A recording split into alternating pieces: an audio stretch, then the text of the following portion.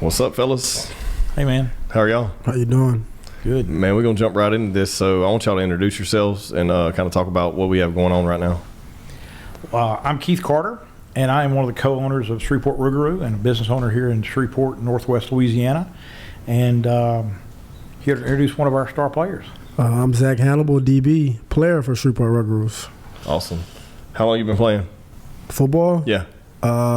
So I played a little bit in Pee Wee, then I just was like a big basketball player. I stopped playing football, so I didn't start playing football again in my junior year in high school. Okay. And then how did you get involved with this team? It kind of my agent. He knew Coach Russ. Coach Hamp reached out, and then I kind of got on that way. Yeah. And what was your previous, who'd you play for before you got here? Before here, I was in the CFL and I was in the IFL. I was at Winnipeg Blue Bombers. Gotcha. And then Vegas Nighthawks. So you traveled quite a bit playing. Yeah. You've seen a lot of stuff. Definitely. And then now it's back, and you're back. Are you originally from here? I'm originally from Monroe, Louisiana. Okay, so yeah, nearby. Nearby. So close. you left here, played kind of all over the place, and come back here and brought it back here. Yep. That's pretty exciting. He's one of our most humble players. Yeah. Let me introduce him. Okay, go for it. Let's go. It's Zach the Cannibal Hannibal. He was an outstanding athlete at Washita High School in Washita Parish in Monroe. Went to Louisiana Tech and destroyed people at Louisiana Tech. He is an athlete and a baller. Yeah. And he came through IFL, Canadian Football League, tryout teams, stuff like that. And we are just blessed to have Louisiana talent and have somebody like this that's so humble about how good of an athlete he is, but also how good of a person he is. And that's the key to us and our team. Look at that, man. He's kind of boosted a little bit. Propping him up, man. No, that's awesome, though. Well, how did you get involved with the team? It's a crazy story, man. I've been in healthcare all my life, own a couple of businesses here, and I own a caregiving business and a home health. And the theory is that I always want to have my male patients that I have caregivers for be able to go do things. And it's always never sports stuff that we can go do. Independence Bowl's great, but it's always December, it's once a year, and it's cold. Or raining. And, they're not really into hockey, that age group. And so it's football, sometimes baseball. And we were always kind of looking for something. And I was kind of, one night, just kind of, that week was kind of a different week for me. I was kind of looking to things to diversify in. And it was 9, 10 o'clock at night, and I picked up Facebook, and the Mudbug shared arena football's coming to town. I clicked on the Shreveport Rouxgaroux, Facebooked them, and said, hey, man, I'm interested in being a sponsor or partner. Buying season tickets, I want to be involved. Next day at 11 o'clock, they said, we're in town, we'll see you tomorrow. They were at my office, Keith Russ and Richard Rogers. I had a patient I had to go see. I had to cancel on them. They said, no big deal, we'll be back in an hour. They ran down to Channel 3 and got on the TV, came back to my office, and we started visiting. 2 hours later, they went back to Dallas, and for 2 weeks we started visiting, and 2 weeks later I was a co-owner and all in. So the vision of just bringing something to Shreveport and diversifying my portfolio, but really being involved in something that could give back to the community, give back to professional athletes, and do something fun.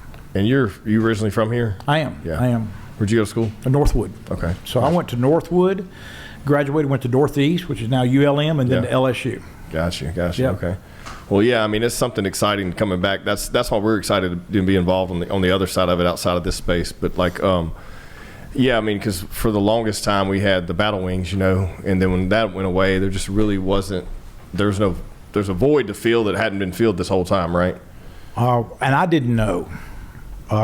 Before July, when I really started looking into the Rouxgaroux and the National Arena League, I'd gone to a Battle Wings game. I'd heard about arena football. I'd caught it on TV every once in a while.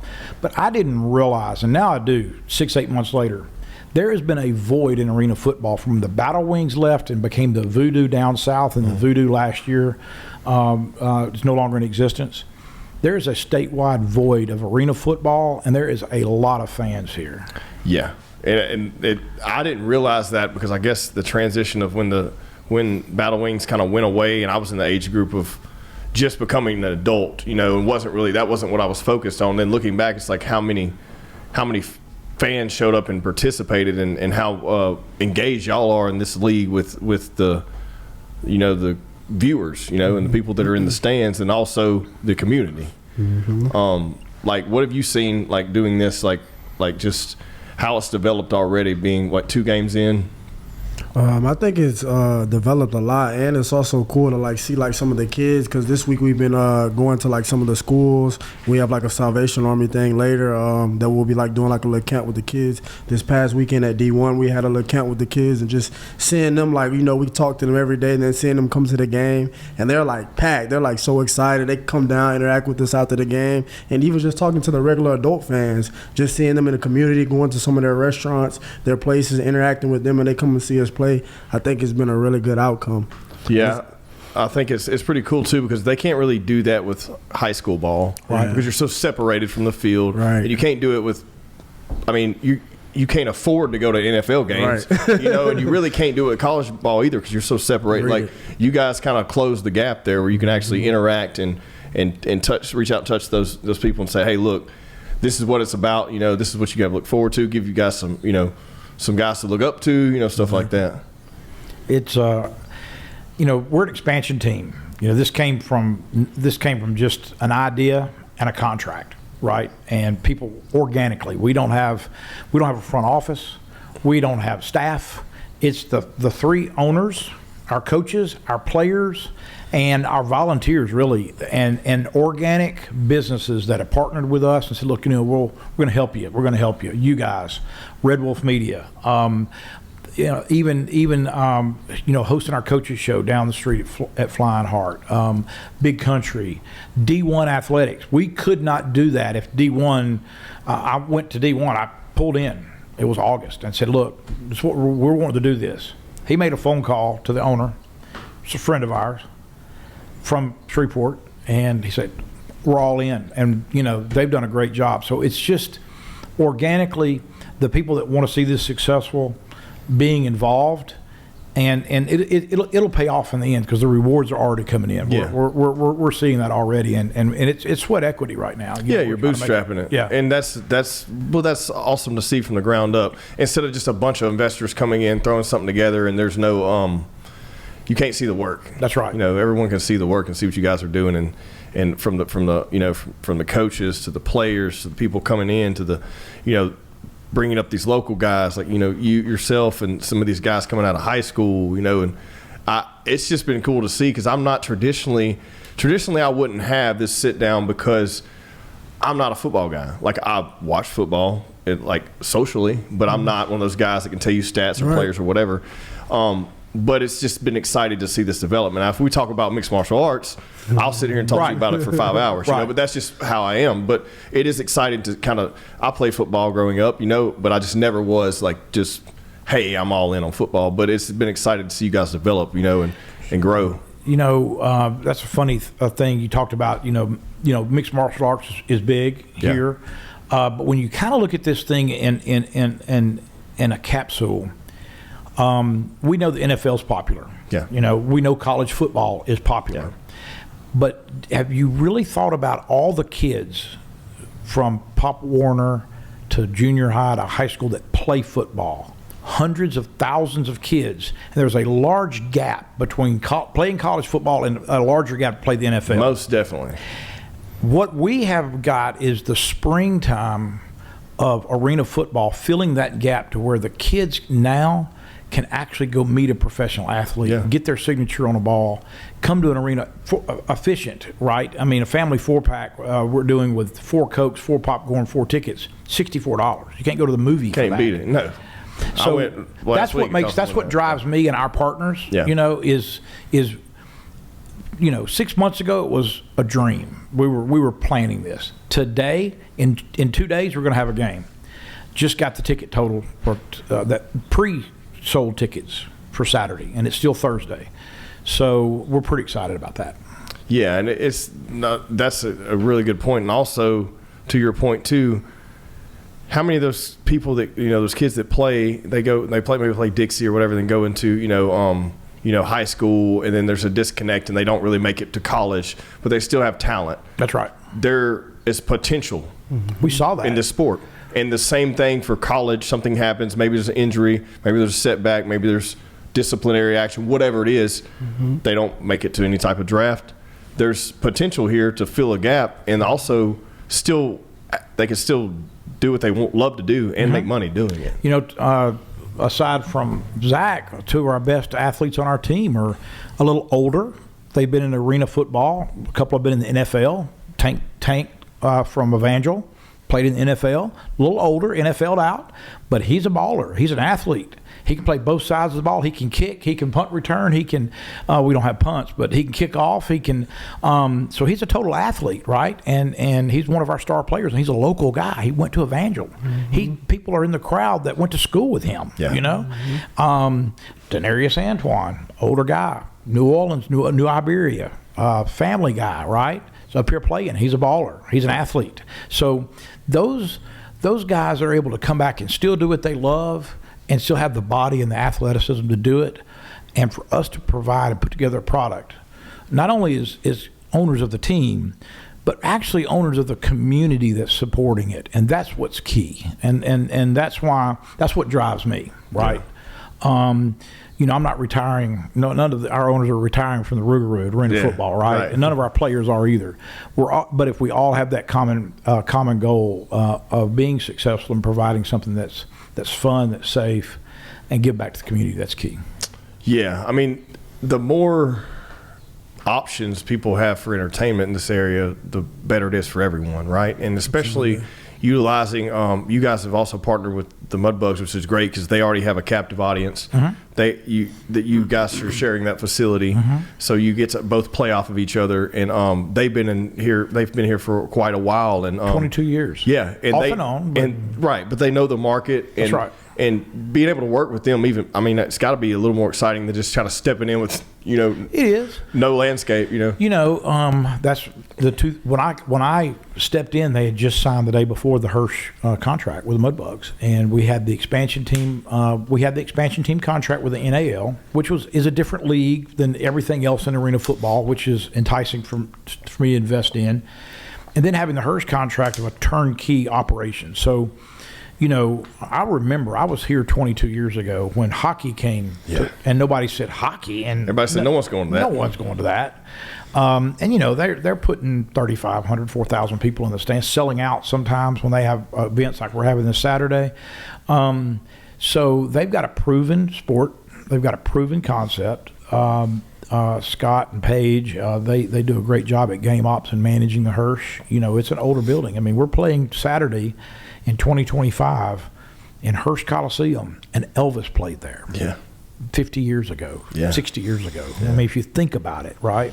So they've done a great job managing that with the city, on the state fair, city of Shreveport, the support that we're getting organically.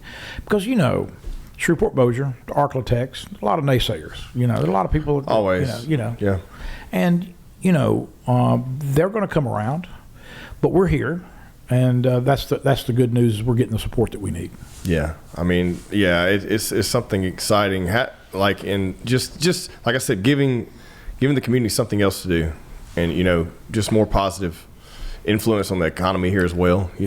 Bringing people here from other areas, letting other teams come in and experience our culture. That may have never done it before had they not been crossing paths with you guys. So let's talk about your position and kind of where you solidified yourself on this team so far. When you mean solidified? I mean, what position you play in? Okay. Yeah. My bad. So I play DB. Okay. I play corner, but I always say I play DB because I feel like I can play everything in the secondary. I've played everything in the secondary. Well, most of those guys do. That's why I asked, what were you at on this, as far as this team? I'm at corner. Okay. I'm at corner. Yeah. And so how's it been 2 games in? How are you feeling? And what do you guys, where do you think, trajectory-wise, what do you guys, how are you feeling about it? I'm feeling good. I know the scoreboard might look a little lopsided we did play our first game, but if you go back and look at the numbers, total offense, Omaha first game, they didn't have over 200 yards total offense. I think they had 64 yards maybe rushing, and I think a little less passing. But the scoreboard just was lopsided. So as a defense and as myself, we had a very good outcome. We're ready for this week. Offense is going to have a good showing this week. We're just excited. We're going to get the dub. we're just ready to rock out. Saturday. What team you have this week? Willings. Okay. Miners. And then that's at home, and then you guys are away the following week. We're a bye week, and then we go to Idaho. Oh, you go to bye week, and then Idaho. Idaho. Okay, so you're Idaho. What's the date on that game, on the Idaho game? April 3rd at Idaho. April 3rd. It's on a Thursday night. That's kind of an arena thing up in Idaho. It's Okay. It's right outside of Salt Lake City. So we're flying the guys up there and playing a Thursday night game. So. Got you. And then you'll be back for April. And then we'll be back April 12th Okay, on a gotcha. Saturday night. Got you. And that's kind of an out of league game. It's going to get a primer for the rest of the year. Again, Zach's a little humble. He played an excellent game. Our stats actually look really well. It's kind of a league thing. You know, we had a preseason game, which most everybody had, which we take an out of league. We took a semi-pro out of Dallas Falcons. Great team. We were very athletic. And then our coaching staff makes changes and roster changes, and we sign our roster on the Wednesday before a Saturday game. So technically, we've got about 3 days Right. to get ready. That's interesting how that works, too. Yeah. Is that a standard within this? It is. So Okay. our league is set up a lot differently than anything else in arena football and indoor football. So that's an interesting actual aspect of why we're going to be self-sustaining for long term, because we're part of the National Arena League. And in comparison, it's a league that's owned by the owners of the team. So there's 9 teams in our league. Each team owns 1/9 of the league, and we have dues and things that we pay to run our executive office. Gotcha. Run our compliance office, run our executive office, run the corporate marketing, to run our officiating. Everything is set up at a league level instead of a person owning the league and paying the bills. So every team, I'm part of the ownership of one team. So I'm 1/9 owner of the NAL, but I'm just as important for the other 8 teams to be successful, because if they're successful, the league's successful and we're successful. So on a business standpoint, it's kind of an all-in thing. We all want the league to grow in sponsorship, partnerships, team, professionals. So we have league rules. We have a salary cap, we have coaches cap, we have trading deadlines, we have transactions that we're accountable to the league as making sure that we're compliant. So Wednesday before our start of the season, we had to, submit our roster, and our transaction has to be done. So we can't take a really good player on Saturday, just to have them play. So it's highly regulated. And you can trade players from week to week. Correct. Which is crazy. Correct. And how does that work? Does that kind of motivate you to make sure you're always on your game? Yeah, because literally, you can I'm just gonna say anybody else. You can have a player, let's say he plays that Saturday, that Sunday he could be gone. You could be bringing somebody else in that Sunday. So and he just plays Saturday. We have 25 man roster. We dress out 21. So we have to report our 25-man roster, and Right. they have compliance they've got to go through. So they've got to be compliant, and in their contract, they have community events. They have things that they do with the coaches show, practice, D1 schools. Our guys on our team, and I'm just amazed at the team that we have. Not only the athletic ability, but the human beings that we have. They help us with the field. They help us, move turf. They're always helping, and they understand we're an expansion team, and we're working out the kinks, right? Yeah. And that's what's good about it. Yeah, it's something to be said, that you're part of this process right now, and you're seeing everything and learning the business of it. 100%. Which is a lot more beneficial than just being a player. Correct. A player, and you understand the business. That way, whenever one day you're done playing, you can then set yourself up for multiple other opportunities in anything in this industry. And that's cool. important. And it's very important. We talk about this all. I know I'm getting off, but we talk about this all the time in mixed martial arts. I come up with fighters used to fight, train with a lot of guys that've been UFC. Now they're aging out of UFC, and there's some of those guys that didn't set themselves up for what was going to happen afterwards. Right. Are they going to go back to being a bartender? Right. They made it, did 10 years in the sport, made quite a bit of money, but still, what are you going to do when it's over? Well, did you do the work with the commentary? Did you grow your network? Did you work with your sponsors? Did you cross market with other things? Are you working with trading card companies? What are you doing, to kind of, are you helping with local fights? What are you doing to kind of grow yourself to where whenever you 100%. age out of the sport, or you physically just can't do it anymore, can you, then provide for your family until your retirement. You know? And that's a great segue, because Zach's not going to tell you, but he's got a bachelor's degree from Tech in business marketing, and he's in his master's degree program. Nice. He's playing while he's finishing school. Nice. This guy right here is going places, and we want to be on that resume. You know, Yeah. that's huge for us. And Shreveport needs to be on that resume. And I'll have friends of mine, business associates, not even involved in football. I invite them to an event. They'll meet the players, and they just come back and go, man, these are legit athletes, but legit people. You know, they are really in it to win at life. Not only the game, because they're taking it very serious. I mean, they do 2-a-day workouts. Yeah. You know, they're going to D1 for 2.5 hours in the morning. They're going to work out, practice 2.5 hours at night. You know, in the afternoons they're working out on their cell, you know, PT. I mean, they're dedicated. But we're getting such a great response from not only the kids and the partners, but just people that meet them at the coaches show to come back for the players. And so that's what makes me happy, and that's what allows us as owners to be driven to even make a better product and produce something better for these athletes. Yeah, man, that's exciting. Congratulations. I didn't know that, but yeah, I mean, it's just having other avenues to look forward to, and also just like, why not be the best at, I mean, yes, you're playing this sport, and yes, you're an athlete, but also, like I said, paving the road for something bigger in the future. 100%. And these things are just not talked about. They're just not talked about enough in any sport, but you guys being involved in all of this, like I said, ground level bootstrapping stuff, I think brings a lot of recognition to, one, the community seeing how the infrastructure is, but also, two, you as a player seeing the bigger picture of everything. And then, two, D1 being mentioned is exciting because that facility is built around combine sport, and it actually being utilized for what it should be utilized for. Yes. With you guys being there is awesome.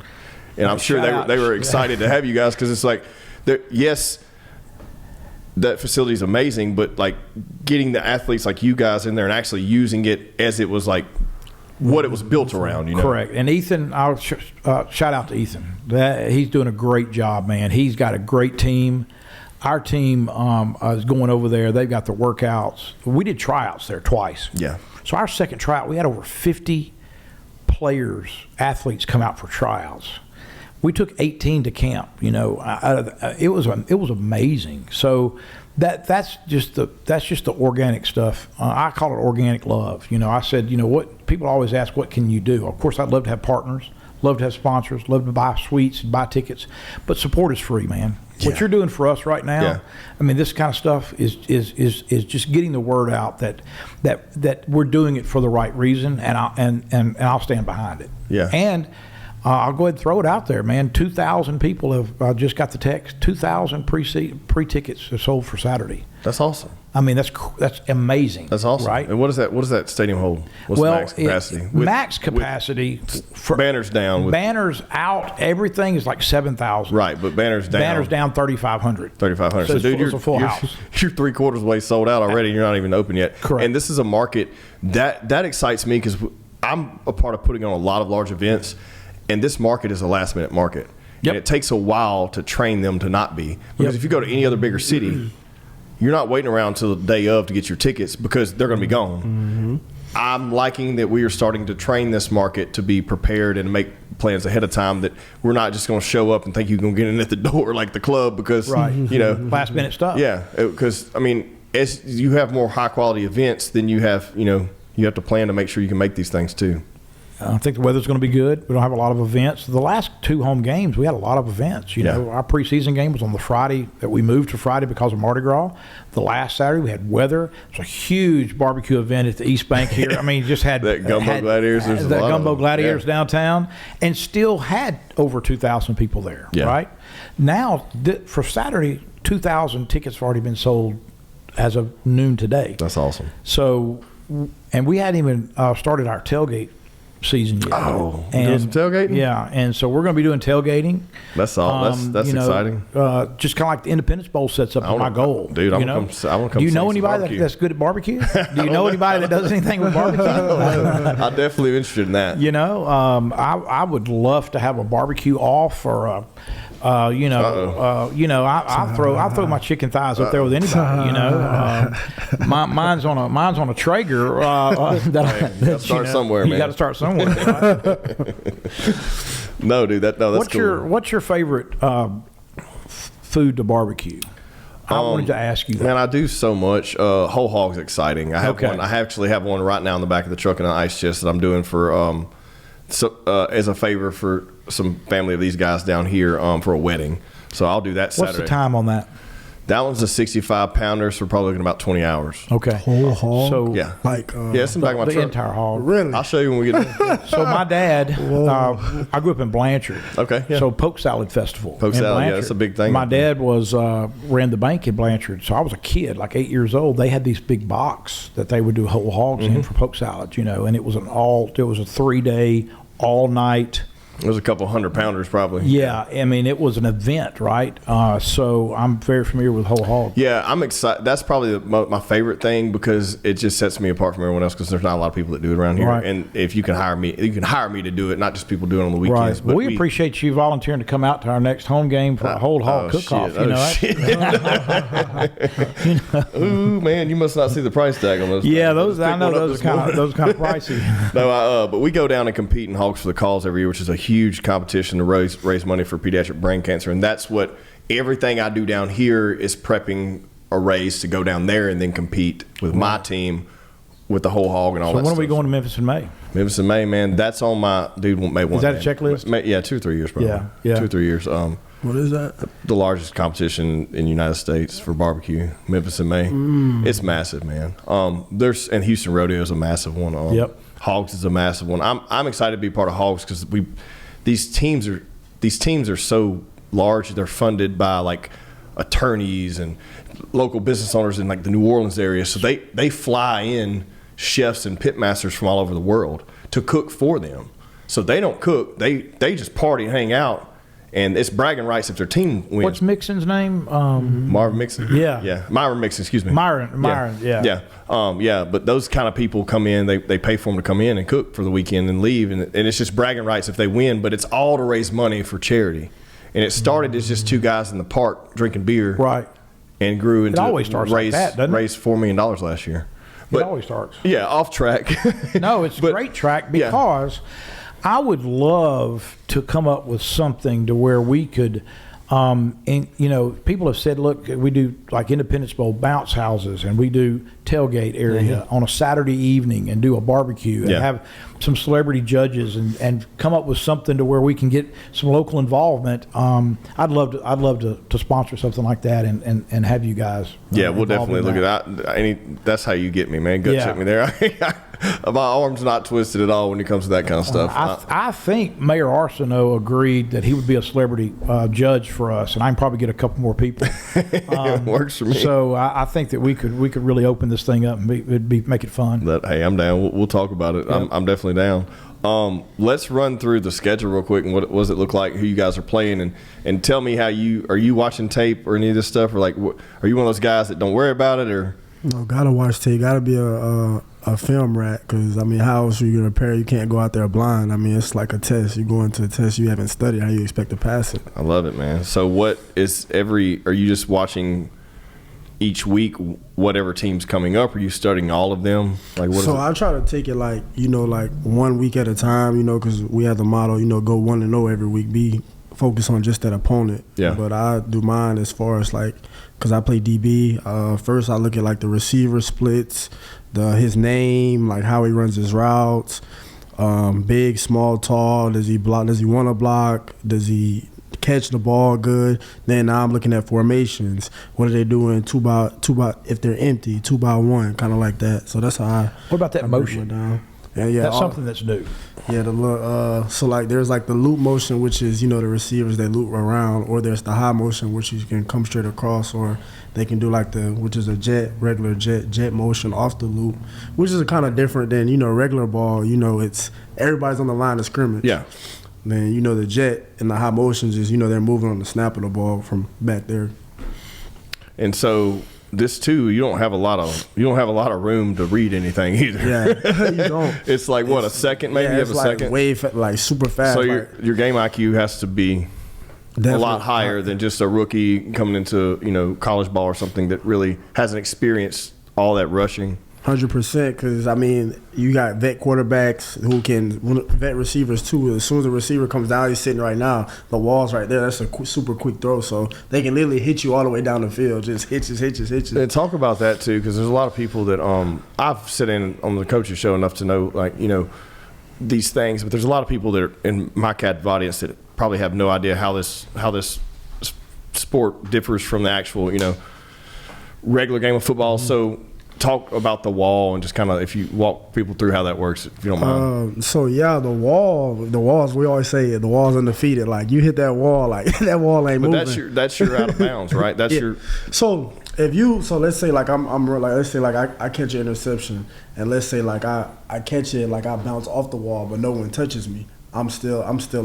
Yeah, I'm still alive, unless someone was to push me into the wall. Same rules in NFL too. If you catch and you just go to the ground, you can still get up and run.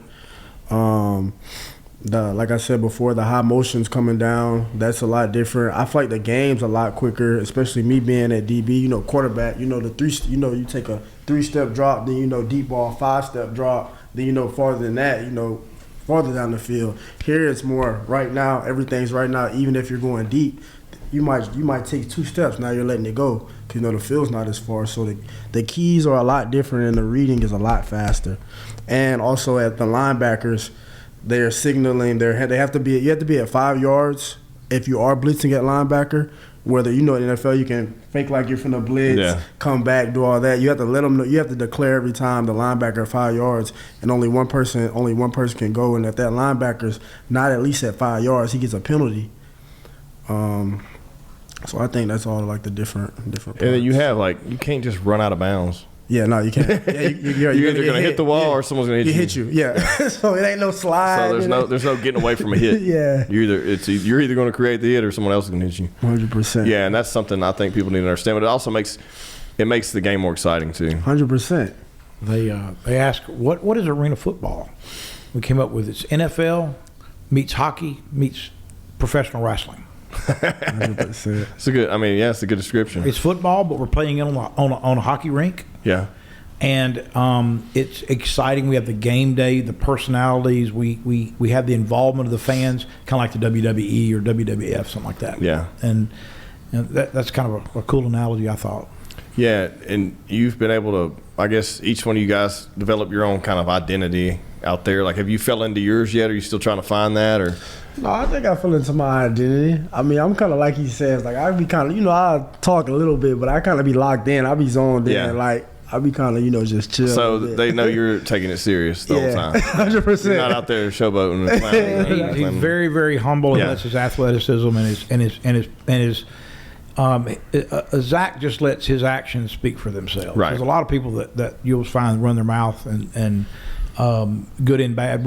I just don't see that. I mean, we've got some locked in players, but they're just good people, Yeah. And so he's one of them. Yeah, that's pretty amazing. That makes it for a fun game too. I mean, even if you're not that dude out there clowning, showboating, it's still people appreciate someone who respects the sport and actually or is here to win. Not just get some we had a views player or whatever. Lamar, he got an interception and then jumps in with the kids, and they're loving that dude. Everybody's like, we want his jersey. Yeah. It's that personality, it's that connection. Yeah. So it's always special. What were you gonna say? Oh no, I was just saying you got to show love to the game. You can't disrespect the game like that. You got to, like you said, you got to take it serious. Yeah, I think it's important that like I said, there's a lane for everybody. You're in your lane, you know what I mean? Right. But some people, I guess, getting into the sport may not know until they played a couple games how the crowd's going to react to them, what it is that separates them from what other each different player, because everyone kind of has their. This sport's a little different than just a regular game, whereas everyone has their personality on the field. 100%. Now, speaking of personality, the Wheeling Miners coming from West Virginia, their coach has got the entire personality of all that. Mm-hmm. So he used to coach at Carolina. He's been up there for 3 years. He's a professional coach. He also runs the football operations, Coach Rez. Very animated, very dialed in. So he produces players that are very animated and like to talk. And so me watching tape and kind of being involved, just kind of watching the whole. I'm not a coach. I don't coach. I don't have any involvement in any of that. Just watching the whole game. Coach Rez is going to meet some serious athletes when they come down. So these guys are going to be dialed in and ready. It's going to be fun. Yeah, that's cool to hear too. Yeah, you guys are taking it seriously. But you know what I'm saying without saying. Yeah, of course. Of course. They'll be a little chippy for sure. Yeah, they're going to be. Did you say chippy? Yeah, they're going to be very chippy. So got them. They're staying here in actually Bossier. I got them set up with food on Friday night, and then they're going to be very chippy when they get into the Hirsch. And I think that we're going to have a lot of cool things this weekend. It's superhero night, so we've already got. I don't know how many y'all got today, but we've had several hundred schools buy tickets for their kids to come out superhero night, not counting the 2,000 we've already sold. But the kids are gonna make this arch for the players to run through, and it's gonna be a crazy fun time Saturday night. That's cool, man. You got your hype music figured out yet? What's crazy that you say that. We just, because we had like a little jersey thing before this, we just are making like a playlist. Everybody on the team is kind of picking their own like 10 songs a piece, and we're kind of getting it together. Yeah, we're getting it together. Yeah, that's what's up. That's what's up. What'd you pick? I'm a little indecisive right now. I'm still kind of thinking. It's important, man. It's part of your identity. I've talked to baseball players, college baseball players, LSU, and I support LSU baseball. But that's a huge decision to determine a walk-up song for the year. Look at fighting. It is. Look at fighting. They literally pick a song, and it's their entire career. It's their identity. Like what's the guy from Lafayette? Dustin Poirier, James Diamonds? Brown. And he comes out James Brown, and you're talking about Daniel Cormier. Daniel Cormier would come out, and then Dustin Poirier come out as he comes out. James Brown pays the cost to be a boss. Yeah. That's identity, right? Yeah. You hold that thing your whole career. Yeah. And so that's kind of, I guess the good analogy is NFL hockey and MMA. You know, so it in wrestling. So it's kind of what we're all about. Your sport, MMA, is crazy, right? I mean, that's very popular. Yeah, and that's what I'm saying. You build a fan base, and you build it from the ground up, and you have players, and you have identity, and like you said, you put indecisive about a song. People may laugh about that, but it's serious. No, for real. Someone takes seriously. This is your career, and it's like, hey, I mean, I think I already told you what I really want him to do, but he just won't do it. With the mask and I want him to come out with a dolly and the mask like Hannibal Lecter, but he just won't do it. Josh got to get that set up. The smoke and everything. Come out like some Undertaker music or something. Yeah, come out of a coffin, bro. Yeah, that's something too that's exciting. Like that's wrestling's kind of being reintroduced to the world. I feel like too right now. Yeah. You see it a lot on social media now. You'll see like clips of the old wrestling stuff, and that's the stuff that I would watch growing up. That it'll never be like the 90s, 2000s. Who's your favorite? Stone Cold. Stone Cold. Okay. 1000%. Stone Cold. I always loved The Rock, but Stone Cold was just like one of those people that like. Not a Goldberg fan, huh? My stepdad was the biggest Goldberg fan in the world, and yes, he loved him. I liked all of them, but like just Stone Cold for something, dude. That just and not because of his wrestling, it was because of personality. Yes, his personality. 100%. He wasn't ever like the best athlete or anything. Like I mean, you had some. I mean, I wouldn't want to John tangle Cena's with him. Probably John Cena or Sabu. John Cena's dude, and he's legend. And what they've done, and like I said, that's another prime example of what I was talking about earlier. Set themselves up for other opportunities outside of the ring, to grow, and then still can come back at any time, and divert all the attention back. Well, Rock, right? The Rock. I mean, yes. Miami football player. Yeah, gets injured. Yep, goes to wrestling. Finds his identity. Largest superstar in the world. And largest superstar in the world. Literally, he's made more. I think he's. Hey, Josh, you look that up and see if Rock's. Fact check. I want to see how. Fun fact ranking for you. As far as like. The Rock owns. Money-wise. The Rock owns the XFL. Yeah. So. And what does that look like? What are the rules and how does that? Is it similar to like? It's pretty much similar to NFL. The only thing different is like the 2-point conversions. You can go for a 2-point conversion, 1 or 3 in that, but everything else is the same. It's a full field, right? Yeah, full field. Full field. Okay. Oh, and the kickoffs are like regular kickoffs. They're not like how the NFL kickoffs are. Okay. So it's a spring, summer NFL, more action packed, a little bit more of a personality-driven. Yeah, it's off season, thing. right? It's off season, so it's going to come on in the summertime during right at where the NFL is going to summer. Have they camps. really? Is this their first year? I Or are they still? think it they already is. have one season. Or are they Second year. So what I was saying was, is he's got to be one of the highly successful. I mean, I don't know where does he rank as far as like Does that say 12.5 billion? 200 millions in net worth 12.5 billion. worldwide? Yeah. I mean, I want to say he's definitely probably the highest paid coming out of the wrestling for sure, 1,000%. But just like rankings overall, I'm just wondering where he landed because he goes from college football to wrestling. His dad was a wrestler. Mm-hmm. He grew up in that sport, but came through it with nothing, sleeping in the car, which they all have that story, you know. Yep. And then went into, I mean, becoming just a phenomenal actor, you know. And then coming. Lesnar seems to be the highest paid WWE guy. No, I meant highest paid actor. Like, where does he fall in the rankings of? Yeah, I thought he was about the highest. Yeah, in like actors rankings, like where does he fall? In the ranking of actors? Yeah. Okay. Because I'm just trying to put this information out there to like, he started here, went to here, and then look where he's at now, as far as like actors net worth, The Rock, And keeping ranking maybe. And you know this thing. It says The Rock. Top. Jerry Seinfeld, Tyler Perry, Dwayne The Rock Johnson. So Yeah. Yeah. wealthiest actor in the world. Yeah. So there he is. So what number is Wow. 3. he? He's number 3 in the world. How has Jerry Seinfeld beat him out? That's insane. As a comedian. Just Seinfeld in syndication. Stay power. No, just 25 years of syndication. Yeah. Playing every single day Yeah, across the 1,000%. airwaves. Just, And he's catching royalties from all of it. every single day. Yeah. And then Tyler Perry, I mean, everyone knows that story and Yeah. what he's done. But I mean, I would say really, Dwayne, like I could see the makeup of Seinfeld and Perry, but Dwayne, like that's self-made. But if you look under him, I mean, Kevin Hart, Arnold Schwarzenegger, Robert De Niro, Yeah. Tom Cruise, George, under him. Yeah. You know, Adam Sandler.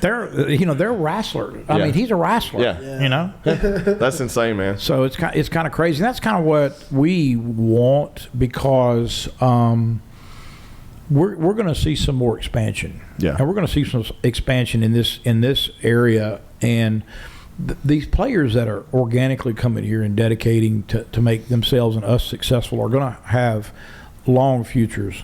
And I think arena football in our area is here to stay. One of our teams is Beaumont. Beaumont's an expansion team. Us at Beaumont are the 2 expansion teams. They're putting 2,000 people there. They upset Sioux City, who played the national championship last year. They've got a strong product in Beaumont. We've got a strong product in Shreveport. And then you go back to Omaha Beef and Sioux City and Carolina and Georgia and Wheeling, who's coming in. Those guys have been around for 20 years. Yeah. And I think you're going to see this become a just kick off regionally because of the way the league's set up, the way the players are getting taken care of, and the way organic support is. You're going to see this across the South, and I think this is something that I'm excited about. Are there any teams in this league that, like, are there any parts of the United States they don't touch, or is it kind of spread pretty evenly? It's kind of spread, and the reason is because arena football's got 2 or 3 or 4 or 5 or 6 or today maybe 8 different indoor football leagues that are owned by people that start teams and do all that. This is an organic piece that's been around for around 4 or 5 years, made it through COVID, the NAL did. But you kind of have to have a business. Like, you've got to come in with you've got insured, bonded workers' comp. You've got to have an ownership group. You've got to be vetted. You've got to purchase an expansion team. You've got to pay your dues. You've got to, and dues, I mean monthly dues, right? I don't, but the league fines our players if they don't have the right socks on. Right. Their shoulder pads are sticking out. Hoodies are showing. Wouldn't you? Okay. He got time for that. Our head coach gets fined. Our players get fined. Yeah. The team gets fined. So it's, you got to have your stuff together. We have 9 teams right now. I think you're going to see the NAL going to 14 teams or even more of legitimate teams. And when we legitimize the sport, the players, the community, everyone's going to win, and that's what we're looking for. Oh, I like it, man. I'm excited about it. I think anytime anything like, there's always naysayers, man. And we've seen a lot of stuff come and go. You know what I mean? But it is exciting. It has, and I was kind of thinking about that. Looking at what you guys are doing, I'm going to throw it out there. nobody thought the East Bank was going to make it. Yeah. Okay, so there's some things that didn't make in Bossier. Yeah. Right down the street. East Bank, waste of money. You can't get in here between Wednesday and Sunday at any time. It's packed. It's a great product. Shout out to the Rouxgaroux bar next door. But you can't get here, right? Yeah. Okay, Mudbugs wasn't supposed to work 22 years. East Bank wasn't supposed to work. Louisiana Downs. What can we do? We can do anything that we really want to in Arklatex that we put our minds to it. Instead of being the naysayer, say it's not going to work, just say it is going to work and put some free support to it, Yeah, I mean, because honestly, everything that's been successful is on the backs of the people that just didn't give up. That's right. You know what I mean?